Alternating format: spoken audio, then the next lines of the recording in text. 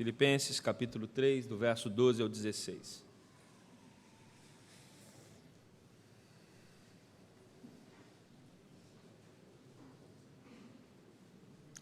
Assim diz a palavra do Senhor. Não que eu o tenha já recebido ou tenha já obtido a perfeição, mas prossigo para conquistar aquilo para o que também fui conquistado por Cristo Jesus.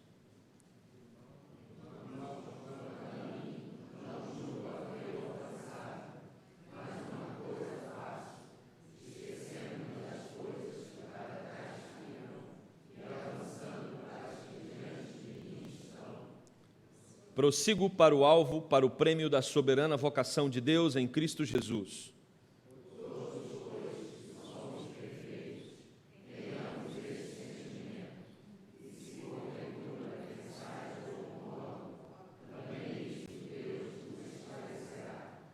Juntos, todavia, andemos de acordo com o que já alcançamos. Amém.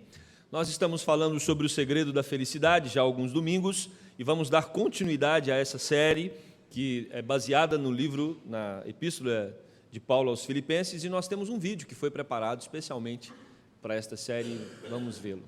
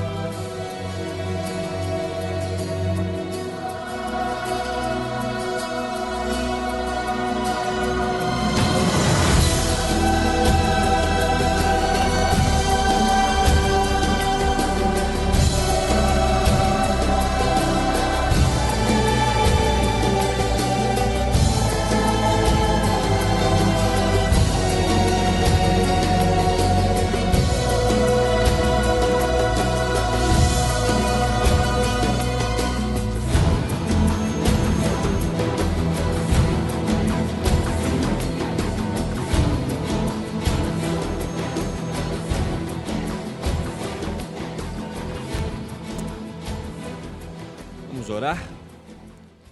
Querido Deus, queremos que o Senhor fale aos nossos corações por meio da Tua palavra.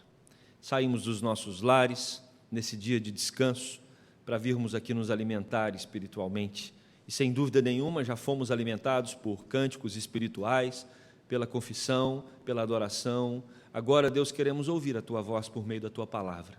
Fale ao nosso coração. Oramos assim no nome de Jesus. Amém. Meus irmãos, uma das grandes dádivas que Deus nos deu é a possibilidade de sermos pais. Muitos de nós aqui somos pais e o desenvolvimento do nosso filho muito nos alegra. E quando nós temos um filho ainda lá nos seus primeiros anos, é uma sensação diferente de quando ele começa a crescer. E à medida que ele vai crescendo, nós temos que nos readaptar a cada fase. E aí, ontem, depois de uma série de atividades aqui na igreja, após a reunião da mocidade, nós tivemos o MP Gourmet, porque essa mocidade é o MP Gourmet, é .com, é sempre uma razão para celebrar a vida. Não tem caminhada na praia, não, nada, né?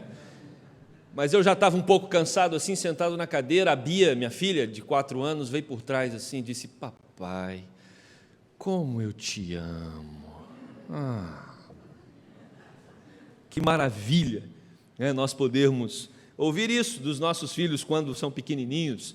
Isso nos alegra muito, e tantos pais que têm filhos nessa idade ou próximo, aqueles que já tiveram, os filhos já cresceram, lembram desses momentos que são muito marcantes, porque nos renovam e nos faz entender o quão bom é o projeto de Deus para a família, para filhos e tudo mais.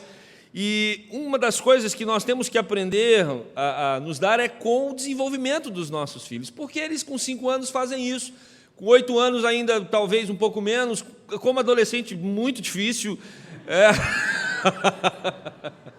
depois como jovem, não sei, talvez, e lá na frente, quando a gente já estiver bem com idade avançada, talvez retorne isso, esse cuidado amoroso e tão marcado com afetividade, mas é o processo natural de desenvolvimento, e todos os pais, ou muitos deles, ficam lembrando quando o filho cresce: quando meu filho era o bebezinho, o bebezinho da mamãe. Gente, essa frase acaba com seu filho.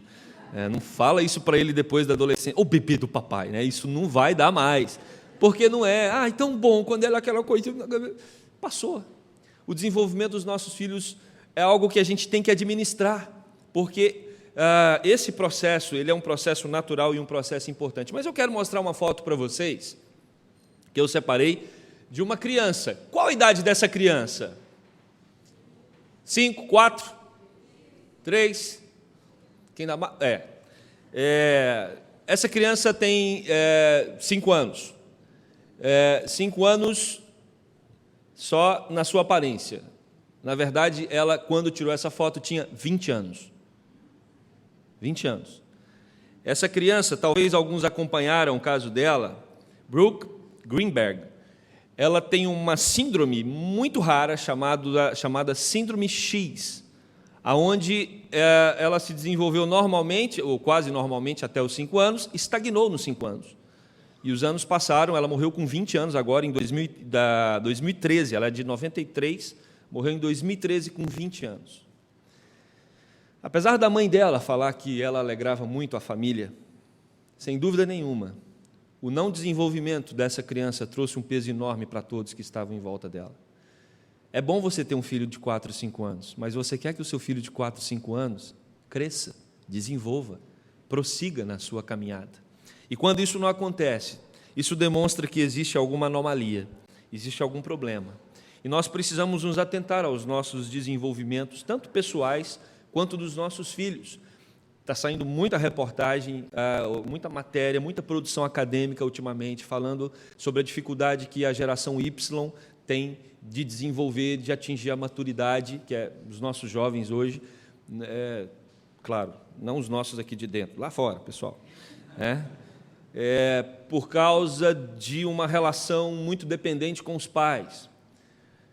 Precisamos atingir a maturidade. E esse texto que nós acabamos de ler, quando Paulo escreve para aquela igreja, está falando sobre isso. E a maturidade ela acontece quando nós organizamos a nossa vida em torno de um propósito.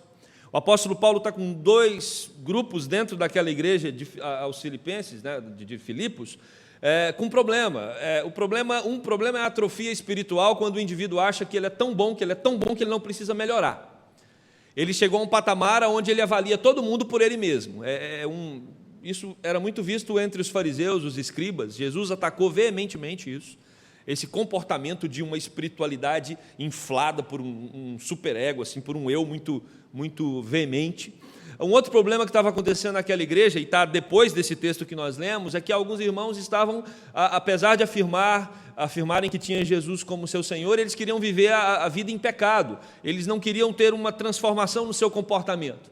Então o apóstolo Paulo, para tratar esses 2 grupos, aqueles que eram espiritualmente inflados e aqueles que queriam viver uma prática no pecado, ele trabalha esse texto que nós lemos. E para pensarmos nele, eu quero propor o seguinte tema: a alegria vem com a maturidade. Se nós queremos ter uma vida alegre, se nós queremos descobrir o segredo da felicidade, nós temos que caminhar para o desenvolvimento. E o primeiro passo para caminharmos nessa direção é termos consciência do processo. Nós estamos no processo, isso envolve todas as áreas da nossa vida, envolve a sua área estudantil, envolve a sua área profissional, envolve a sua área familiar, envolve a sua vida pessoal e também a sua vida espiritual. Algumas pessoas, elas ficam estagnadas em fases da sua espiritualidade, elas chegam a um patamar e acreditam, até aqui está bom, e o apóstolo Paulo vem nos ensinar que não existe essa parte do está bom, nós precisamos estar em constante evolução. Eu preciso avaliar a minha espiritualidade hoje, no domingo de hoje, e perceber que ela se desenvolveu em relação ao domingo passado. Nós precisamos fazer um check-up, precisamos observar atentamente como está o nosso progresso espiritual. E é isso que o apóstolo Paulo vai falar aqui. Para isso, devemos também entender que somos uma obra inacabada. Ninguém aqui está num status de perfeição. Todos nós devemos estar preparados para melhorar a nossa relação com Deus. E o apóstolo Paulo, irmãos, ele usa aqui a figura do atleta. E agora nós temos milhares de pessoas espalhadas por todo o mundo, preparando a exaustão, porque em 2016 todos vão se dirigir para a cidade maravilhosa, aonde vai ter a competição mais conhecida de todo mundo, que são as Olimpíadas. E olha, tem gente que está acreditando que vai levar uma medalha. Tem gente que está trabalhando duro para levar uma medalha das Olimpíadas aqui no Rio de Janeiro. Pessoas das mais diferentes modalidades estão treinando 8, 10 horas por dia porque acreditam que eles podem levar uma medalha daqui. E é claro, se eles treinam tanto é porque eles colocam os seus corações e colocam as suas mentes nesse propósito. E o apóstolo Paulo vai fazer a comparação com um atleta, dizendo que assim também nós estamos num processo de amadurecimento espiritual, ou seja, a mesma predisposição que um atleta tem de alcançar o pódio, nós precisamos ter de nos amadurecermos espiritualmente. E aí eu faço a primeira pergunta: será que quando falamos da nossa relação com Deus, é esse o sentimento que está no nosso coração? Existe essa busca, essa insistência, essa persistência para deixarmos de sermos crianças espirituais e nos tornarmos cada vez mais pessoas maduras na fé? Porque o apóstolo vai nos ensinar que esse é o caminho da verdadeira alegria. Por quê, meus amados? Porque ele, como um atleta de alta performance, e o apóstolo Paulo pode se colocar nessa posição, ele está preso em condições que nenhum de nós gostaríamos de estar, numa cela. E ele vai escrever para a igreja de Filipos, dizendo que ele está alegre. Como pode alguém, numa situação tão adversa, estar feliz? Eu não estou feliz com a minha casa, alguns podem falar. Eu não estou feliz com o meu carro. Eu não estou feliz com a minha casa de praia, eu queria outra maior e melhor. Eu não estou feliz com as viagens que esse ano foram menos do que do ano passado por causa do aumento do dólar. Aliás, reverendo, aquela conversão lá da plantação de igrejas, $1, a Gávea investe 2, a gente tem que repensar aqui. E às vezes a gente olha para o nosso redor e a gente reclama por coisas tão menos importantes, e você tem um apóstolo que está na prisão, na cadeia, dizendo: eu estou alegre, eu estou feliz. E o que é que esse homem descobriu para estar feliz numa situação tão adversa, se eu às vezes sou tão insatisfeito com coisas melhores que eu tenho do que a circunstância que ele está debaixo dela? O apóstolo Paulo descobriu que a alegria não é alguma coisa que vem de fora, a alegria vem de dentro, a alegria vem de Deus. Deus é a fonte da alegria. E para eu descobrir isso, para que nós entendamos esse processo, é necessário observar o versículo 13, onde o apóstolo Paulo vai dizer como é que ele fez para buscar essa perfeição que há em Deus, como um atleta persistente busca uma medalha. Ele fala que, em primeiro passo, ele esqueceu do que passou. Vocês já viram atletas, ou pessoal da ginástica, que quando eles têm uma queda que não estava programada, abala profundamente, os abala emocionalmente, e às vezes eles não conseguem repetir aquele mesmo exercício porque criou um trauma, porque errou numa final de Olimpíada ou qualquer coisa parecida. Aquilo precisa de um trabalho psicológico exaustivo, assim como a seleção brasileira vai ter que ter depois de 7-1, né? Porque aquilo gera um profundo trauma. O que o apóstolo Paulo está dizendo aqui para nós é que nós devemos, para termos esse progresso espiritual, esquecermos das coisas que passou. O que passou, passou. Isso pode ser observado de duas maneiras. A primeira maneira, isso pode ser observado como o próprio Paulo, que era um religioso, um judeu da mais alta cúpula religiosa, que se orgulhava de tudo que ele já tinha feito antes, né? Era um ambiente marcado por um orgulho espiritual muito forte. E o apóstolo Paulo diz aqui que ele teve que abrir mão desse orgulho, esquecer das coisas que passou, de tudo aquilo que o fazia achar que ele era alguma coisa boa, alguém melhor que os outros. Ele precisava apagar aquilo da sua biografia. Mas esse texto também pode servir para aquelas pessoas que têm suas marcas do passado, que feriram profundamente a sua alma ou a alma de outras pessoas, ou até mesmo pessoas que carregam pecados do passado, e esses pecados afetam profundamente a sua espiritualidade hoje.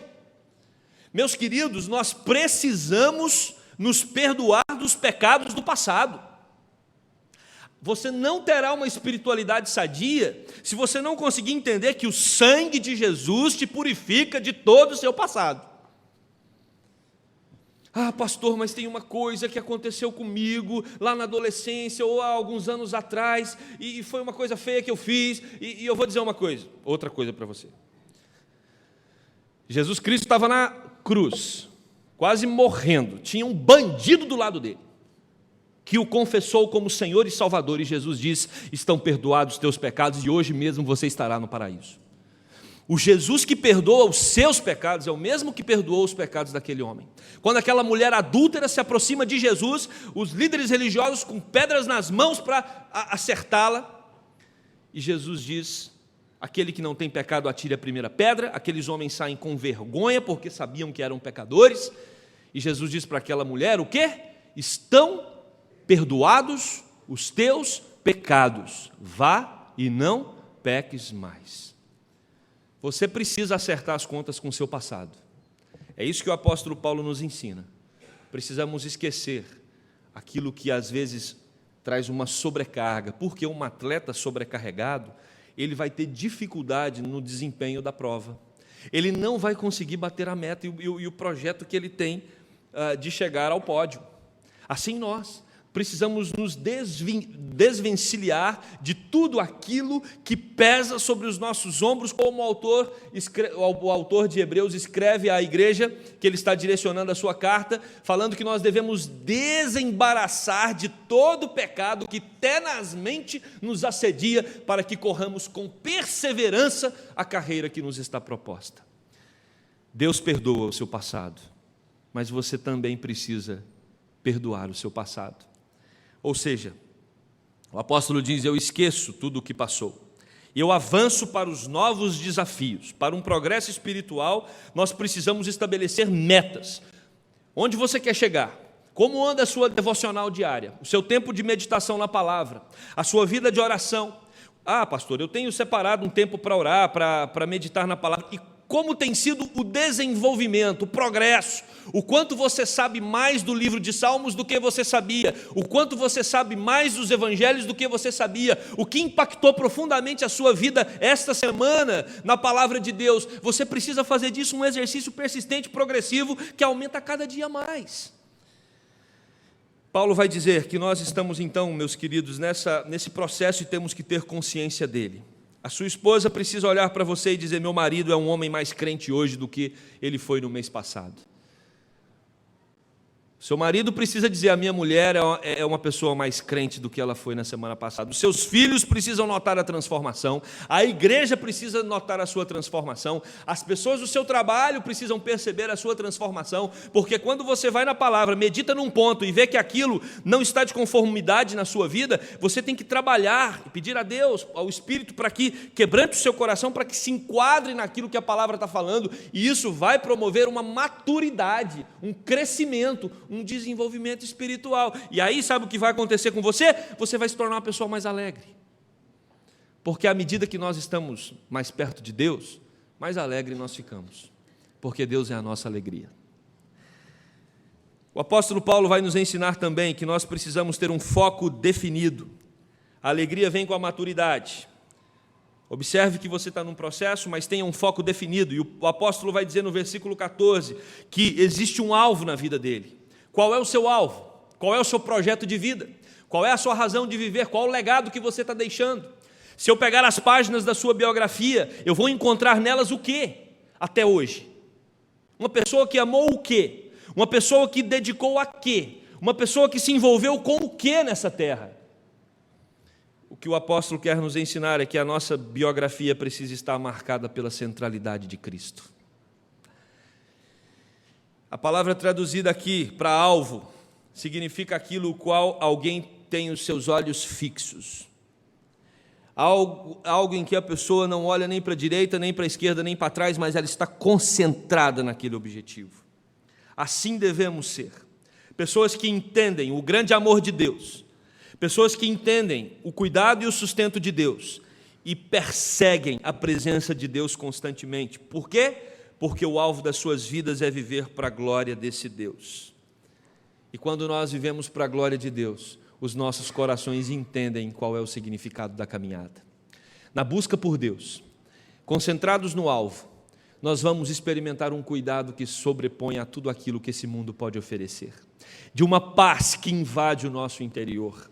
Porque a própria palavra de Deus vai nos ensinar que o Espírito Santo, ele produz em nós amor, paz e alegria. E o Espírito Santo é o Espírito de Deus. Quanto mais afinados nós estamos com o Espírito, quanto mais nós o buscamos como o governador central das nossas almas, mais a alegria irá se manifestar, porque é fruto do Espírito. Você pode ter momentos de prazer nessa terra, e alguns prazeres não tem problema nenhum, você pode tê-los, mas são prazeres momentâneos. O único que pode encher o seu coração de uma alegria verdadeira é o Espírito Santo de Deus.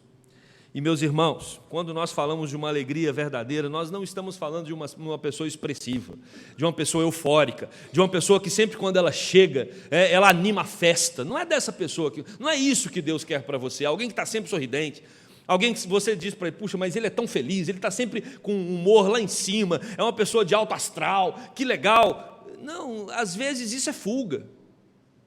Você não precisa estudar muito para saber que pessoas assim, às vezes estão escondendo feridas profundas na alma.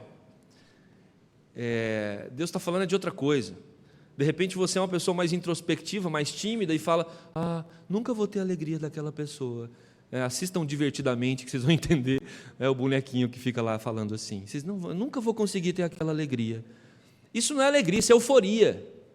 Alegria é quando o seu mundo, seu coração está organizado na presença de Deus, de tal forma que você encontra nele o significado da sua existência.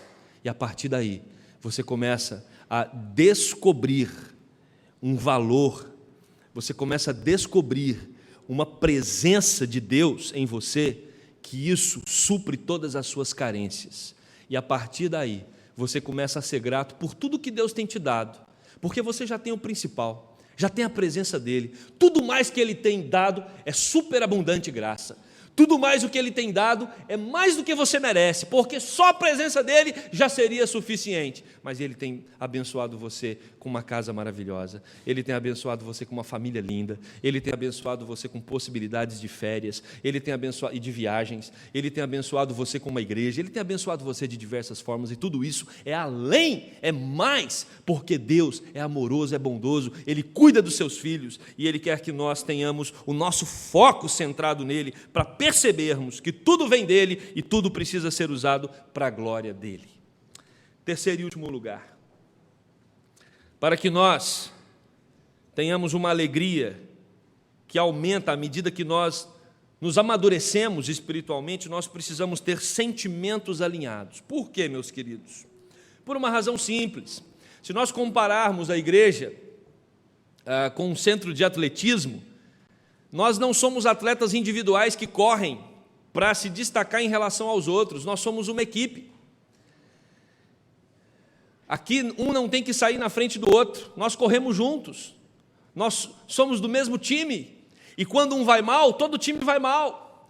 Quando alguém espiritualmente começa a tropeçar, isso afeta o corpo. Me lembro de uma das conversas que nós tivemos com a mocidade sobre isso.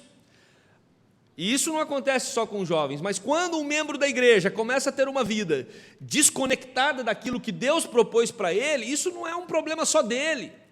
Isso é um problema de todo o corpo, de todo o time, de toda a equipe. Por isso que nós precisamos ter, como o apóstolo nos ensina, a partir do verso 15, sentimentos alinhados. Eu e você, nós precisamos caminhar em direção à maturidade, porque a sua maturidade, a minha maturidade, vai desenvolver relacionamentos saudáveis, vai desenvolver relacionamentos centrados em Deus, e isso vai trazer alegria não só para a sua vida, não só para a vida do seu irmão, mas para a vida de toda a comunidade. Então, meus queridos, uma marca de uma igreja madura é a sua alegria. Uma marca de uma igreja madura é quando as pessoas tratam os seus conflitos. Uma marca de uma igreja madura é quando as pessoas têm uma linguagem só, que é a linguagem do Espírito Santo de Deus. Uma marca de uma igreja madura é quando as pessoas oram para buscar um propósito em comum, que é a expansão do reino de Deus, obediência a Deus, uma vida centrada na vontade dEle. Nós somos uma equipe, e quando você vai mal, todo o time vai mal. Precisamos buscar a maturidade.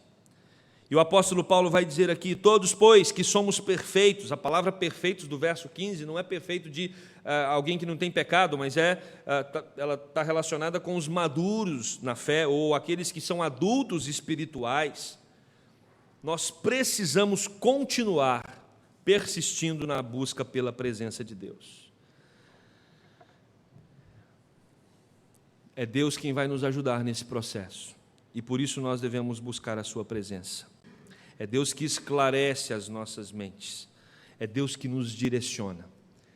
Se nós queremos ser uma igreja madura, nós temos que entrar para o quarto, fechar a porta, buscar a Deus em secreto, e Deus em secreto vai cuidar, tratar, orientar e pastorear o nosso coração, e nós veremos os frutos dessa maturidade quando nos reunimos em comunidade. Quero concluir esse sermão voltando ao exemplo da Brooke Greenberg. Se Deus fosse olhar para você hoje e medir a sua espiritualidade, o que Deus veria?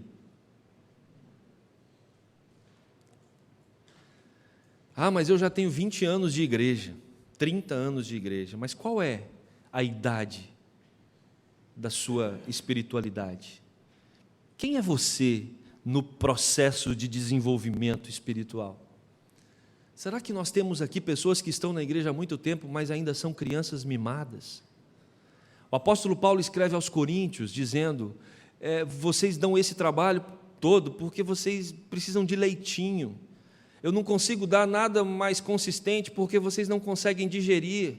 Existe uma infantilidade na igreja de vocês. O autor de Hebreus também vai falar para aqueles irmãos que ele queria tratar de assuntos mais importantes, mais densos, mas ele sabia que eles não tinham condições de digerir porque eram crianças na fé. Eram pessoas que estavam apegadas a uma vida muito infantilizada. Onde é que você está nesse processo? Será que o seu processo corresponde à sua idade espiritual?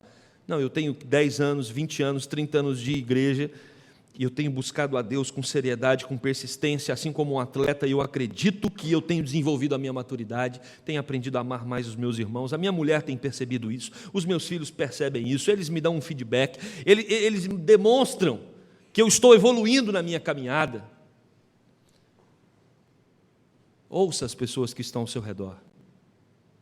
Ouçam as pessoas que convivem com você todos os dias, porque provavelmente elas podem te ajudar nesse processo.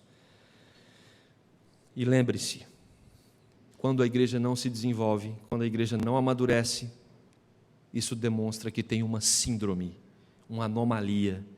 Isso vai prejudicar todo o processo. Isso vai prejudicar o propósito para o qual Deus a chamou. A minha oração é para que nós, como igreja, continuemos no caminho da maturidade e que nós possamos ajudar os jovens, os adolescentes e as crianças dessa igreja, com o nosso exemplo, a seguir o caminho da maturidade. Assim como Paulo fazia e Paulo faz nessa carta. Paulo diz, olhem para a minha vida e sigam o meu exemplo. Não porque Paulo era o exemplo, mas porque Paulo estava olhando para Cristo. Então o exemplo que Paulo quer que os outros sigam dele é, olhem para Cristo como eu estou olhando para Cristo, para que nós consigamos atingir a maturidade. E que Deus faça dessa igreja uma igreja a cada dia mais madura, para a sua honra, para a sua glória e para o seu serviço. Que Deus nos abençoe. Amém. Vamos orar. Santo Deus e eterno Pai, o Senhor conhece os nossos corações e sabe do quanto nós temos investido do nosso tempo, da nossa agenda, para buscar o Senhor. O Senhor conhece o nosso dia a dia. E às vezes, Deus, nós não estamos tratando a busca pelo Senhor com tanta seriedade, assim como um atleta treina exaustivamente para alcançar o prêmio que ele tanto almeja. Por isso, Deus, tenha misericórdia de nós. Nos ajude a organizar a nossa vida de tal forma que tenhamos como prioridade a presença do Senhor em nossos corações. Porque, Deus, certamente, o Senhor tem muita coisa reservada para nós, à medida que nós alcançamos degraus mais altos da nossa caminhada cristã. Nós temos a oportunidade de experimentar coisas que o Senhor tem separado para aqueles que são maduros na fé. E sem dúvida nenhuma isso vai trazer mais alegria ao nosso coração. Quebranta-nos, direciona-nos, trabalha em cada um de nós. Espírito Santo de Deus, norteie a nossa vida, para que sejamos maduros, no nome de Jesus. Amém.